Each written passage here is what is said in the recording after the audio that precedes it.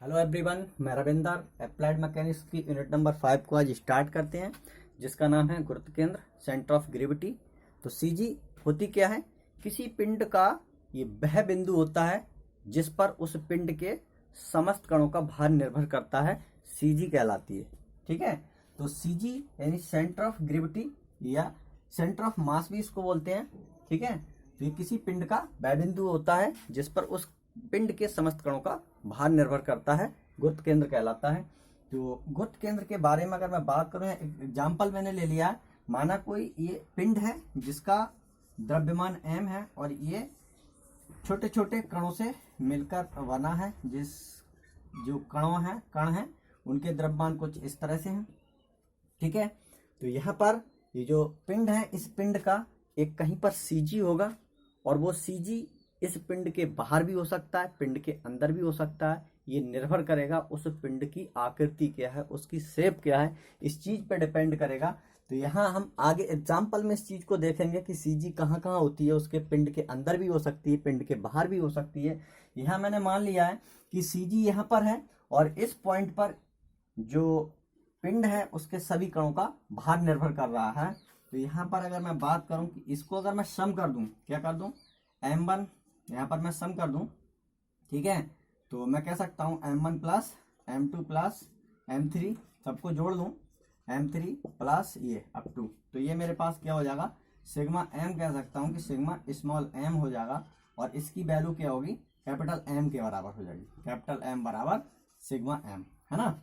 ये मेरे पास ये हो जाएगा। अब यहाँ पर मैं क्या कर रहा हूँ, यहाँ पर मैं सिंपली अगर मैं यहाँ पर ये इस कैपिटल M है इसमें G से मल्टीप्लाई कर दूं और यहाँ पर भी G से मल्टीप्लाई कर दूं, तो यहाँ पर मेरे पास ये W कहलाएगा और यहाँ पर भी मेरे पास क्या कहलाएगा, ये सिग्मा।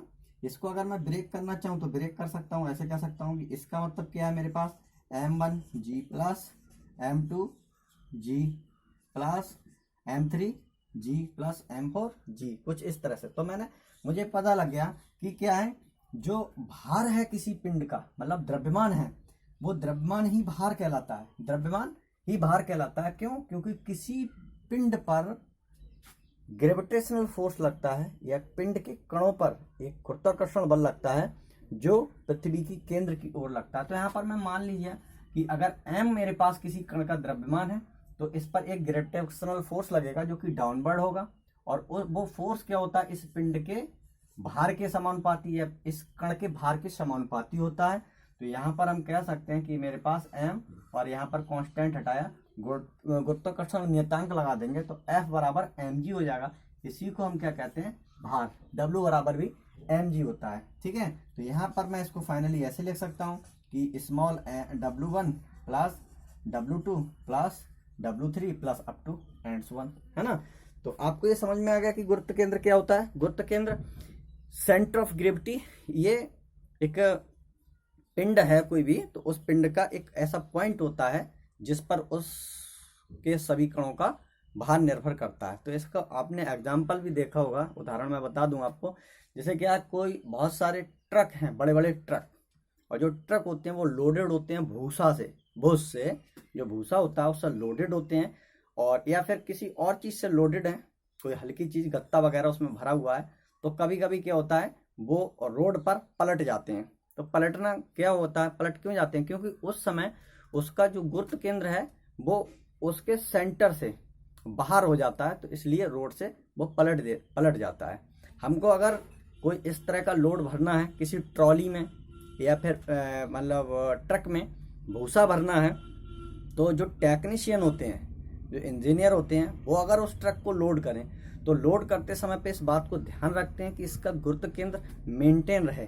तो मेंटेन रखने के लिए खाली ट्रॉली में लोहे के कुछ मोटे मोटे तख्ते डाल देते हैं, मोटे मोटे तख्ते डाल देते हैं या फिर लोहा बिछा देते हैं खाली ट्रॉली में या खाली ट्रक में, लोहे के पट्टे डाल देते हैं, ताकि उसके बाद उसको लोड भरते हैं, उसके बाद उसमें लोड भरते हैं, भूसा भरते हैं, खूब ऊपर तक भर लेते हैं, तो वो ट्रक लौटने के चांस बहुत ही कम हो जाते हैं। उसका गुरुत्व केंद्र मेंटेन रहता है, उसका वेट बढ़ा देते हैं, उसका क्या करते हैं, उसका द्रव्यमान बढ़ा देते हैं, तो उसका गुरुत्व केंद्र की पोजीशन उसको उसके अंदर लाने की कोशिश करते हैं, उसके बाहर लाने की कोशिश नहीं करते हैं। तो आपने यह देखा होगा मोस्टली कॉमनली रोडों पर कि बहुत जो लोडेड ट्रक होते हैं, ऊंचे ऊंचे ट्रक जो लोडेड हैं किसी भूसे वगैरह से, बहुत जल्दी लौट जाते हैं, पलट जाते हैं, क्योंकि उसका गुरुत्व केंद्र उस समय उस ट्रक से बाहर चला जाता है और वो डिसबैलेंस हो जाता है और पलट जाता है। तो वो गुरुत्व केंद्र के को मेंटेन करने के लिए जो टेक्नीशियन होते हैं वो क्या करते हैं,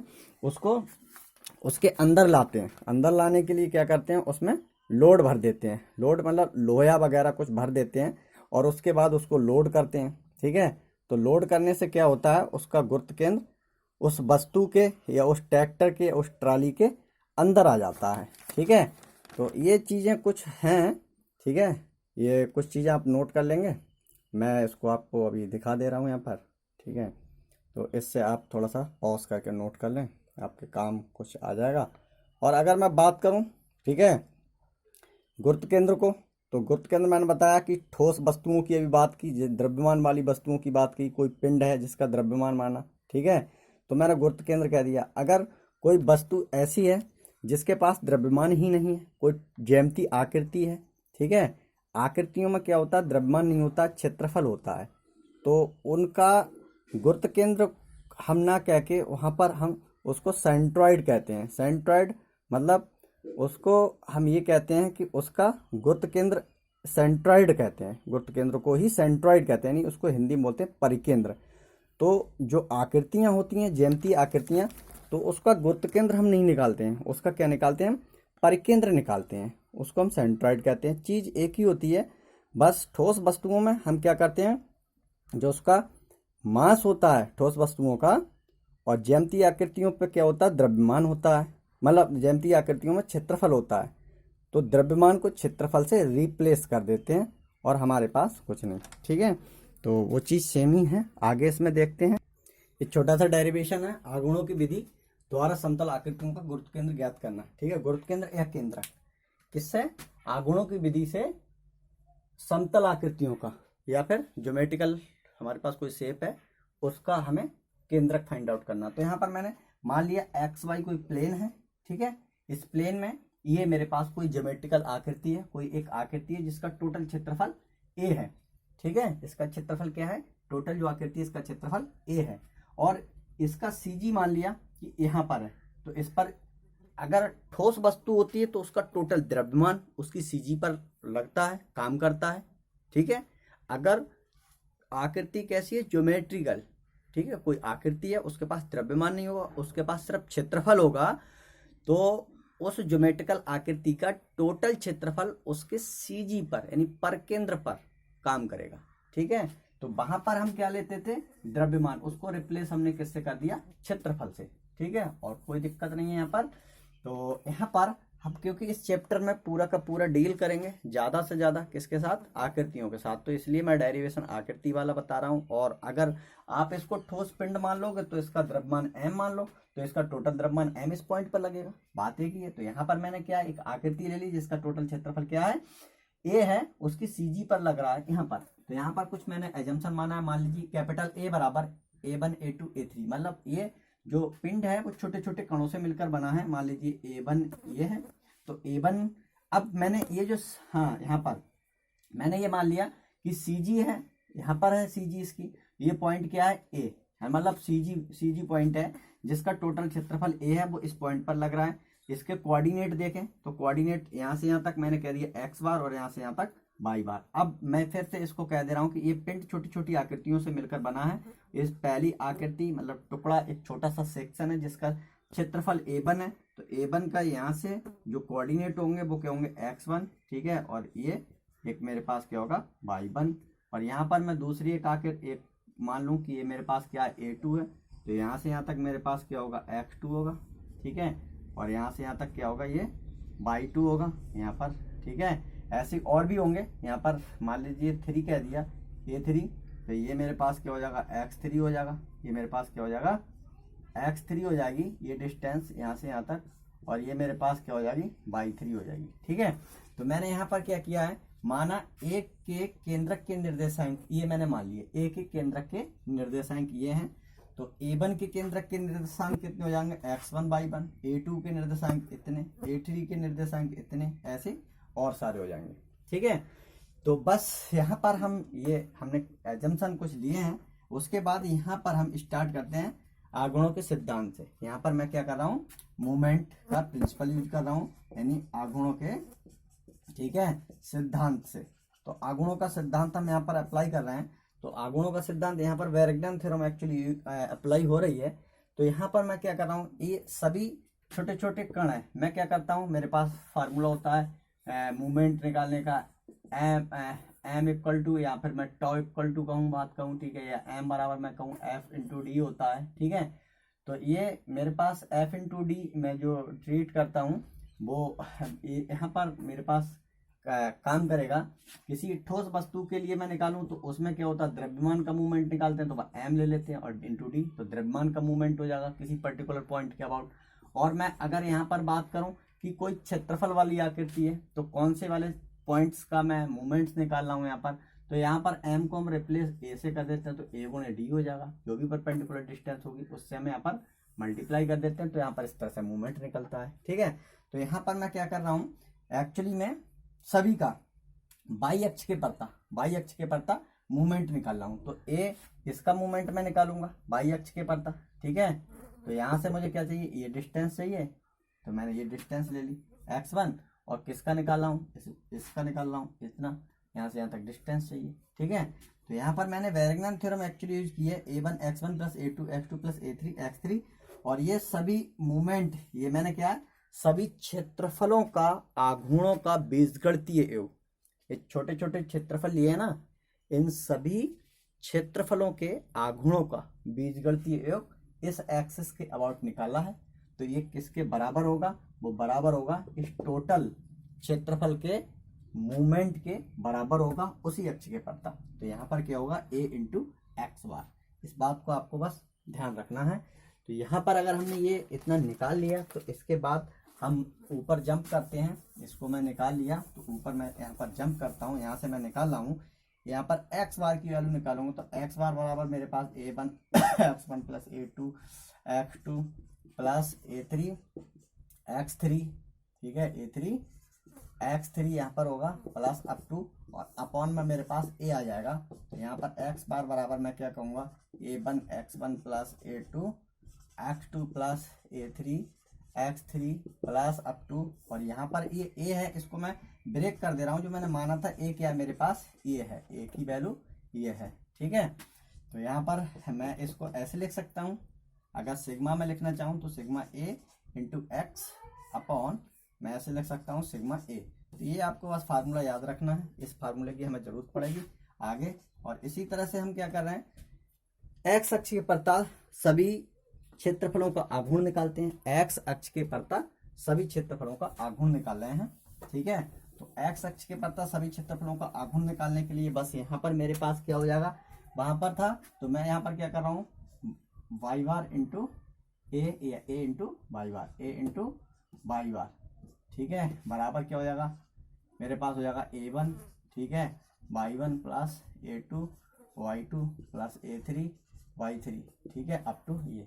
ठीक है, इस अक्ष के परता हम निकाल रहे हैं, तो हमें डिस्टेंस ये चाहिए y1, यहाँ से यहाँ ये डिस्टेंस, ठीक है, ये डिस्टेंस लेंगे तो यहाँ से y बार की वैल्यू निकल के आएगी, तो आपके पास हो जाएगी a1 y1 plus a2 y2 plus a3 y3, ठीक है, अप टू ये, डिवाइडेड में क्या आ जाएगा मेरे पास, a आ जाएगा, और a की मैं वैल्यू सिंपली लगा दे रहा हूँ, क्या, a1 plus a2 plus a3 plus up to, तो यहाँ से y बराबर मेरे पास क्या हो जाएगा, मैं सिग्मा a y लिख सकता हूँ और अपॉन में सिग्मा a लिख सकता हूँ। ठीक है, ऐसे लिख सकता हूँ। तो ये भी मेरे पास आपको फार्मूला ये दो ध्यान रखने हैं, एक्स बार और वाई बार के, कि एक्स बार वाई बार कैसे निकालते हैं। तो मैं आपको न्यूमेरिकल पे फिर आगे ले चलता हूँ कि सिग्मा एक्स और वाई की वैल्यू आपको ध्यान, अगर आप लोगों को ये फार्मूला पता है तो उसके बाद आप ये चीज़ें नोट कर लें, जिसमें देखा है सममित ठोस पिंडों का गुरुत्व केंद्र, जिसकी स्पेशल जो वैल्यू है उसको हमें याद रखनी है हमेशा।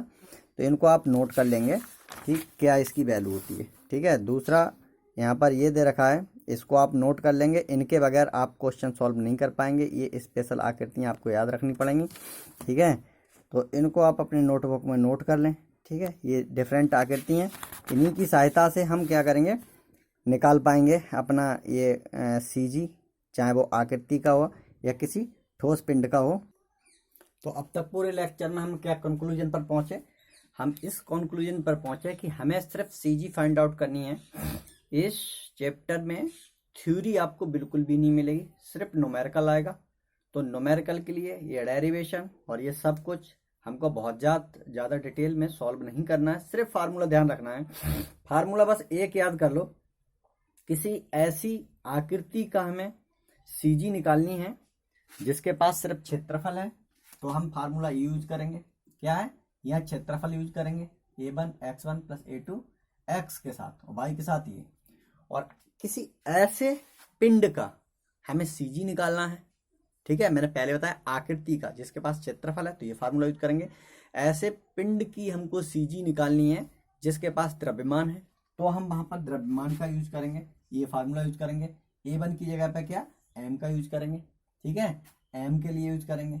और किसी ऐसी पिंड का हमें CG निकालना है जिसके पास आयतन है, जैसे शंकु का हमें निकालना है, या फिर और डिफरेंट टाइप की आपको यहाँ मिलेंगी, मैं आपको बताऊंगा न्यूमेरिकल में। जिनके पास सिर्फ आयतन होगा तो उसको हम क्या करेंगे, इस क्षेत्रफल या द्रव्यमान को रिप्लेस कर देंगे इसी फार्मूले में, उसके वॉल्यूम से, उसके आयतन से इसको रिप्लेस कर देंगे, तो हमारे पास ये दूसरा फार्मूला बन के तैयार हो जाएगा। तो हमको बस सिर्फ फार्मूले याद रखने हैं और ज़्यादा इसमें नहीं, ये सिर्फ फार्मूला बेस है।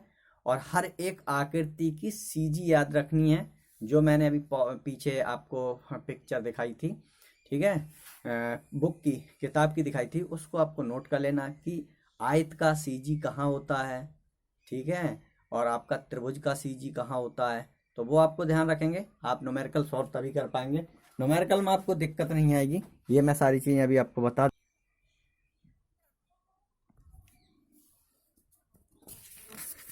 तो ये इसके अगला वाला पोर्शन है, इसको आप थोड़ा सा देख लेंगे, ठीक है, मैं आपको यहाँ बता दे रहा हूँ, इसको आप रोक के जूम करके थोड़ा सा देख लें, और मैं अभी आपको सॉल्व कराऊंगा इसके क्वेश्चन अगली वीडियो में। तब तक